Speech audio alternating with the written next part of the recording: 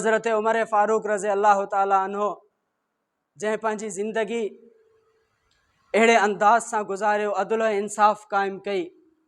जॾहिं आख़िरी ज़िंदगी जा मरहला आहिनि, ज़िंदगी जो आख़िरी हज अदा करणु वियो आहे।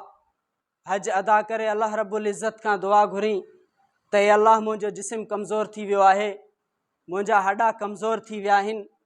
ए अल्लाह, मूंखे शहादत जो मौत ॾे, शहादत जो मौत ॾे, पर मदीने में ॾिजांइ ऐं मूंखे जगह रसूलुल्लाह सल्लल्लाहु अलैहि वसल्लम जे रोज़े में मिले।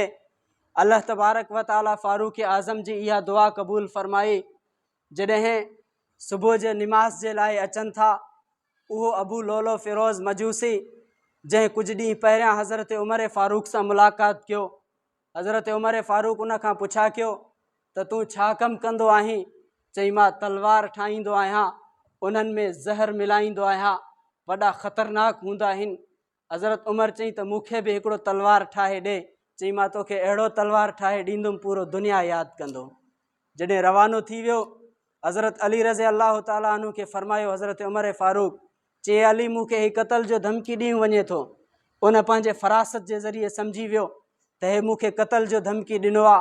जंहिं नियत सां उहो अची करे उते रहियो हो, इन जो इरादो बि इहो हुयो त मां हज़रत उमर खे शहीद कयां। त पोइ सहाबा इकराम उथिया, चयूं असां उनखे सिरकलम कयूं, क़तल करे छॾियूं उनखे। हज़रत उमर फ़रमायो, अञा मूंखे क़तल नाहे कयो, धमकी ॾेई करे वञे थो, तव्हां हाली उनखे क़तल न कयो। जॾहिं वियो, उन खां बाद फजर जे निमाज़ अदा करण जे लाइ हज़रत उमर फ़ारूक रज़ी अल्लाह ताला अन्हु जॾहिं निमाज़ जे लाइ आया त उहो अबू लोलो फ़िरोज़ मजूसी खंजर पाण सां गॾु खणी आयो हो। हज़रत उमर फ़ारूक रज़ी अल्लाह ताला अन्हु जॾहिं निमाज़ शुरू करायो, पहिरीं रकात जे अंदरि उन खंजर जो वार कयो। हज़रत उमर फ़ारूक खंजर जो जेको आहे तपश बर्दाश्त न करे सघिया, छो त उन ज़हर मिलाए आयो हो उन में।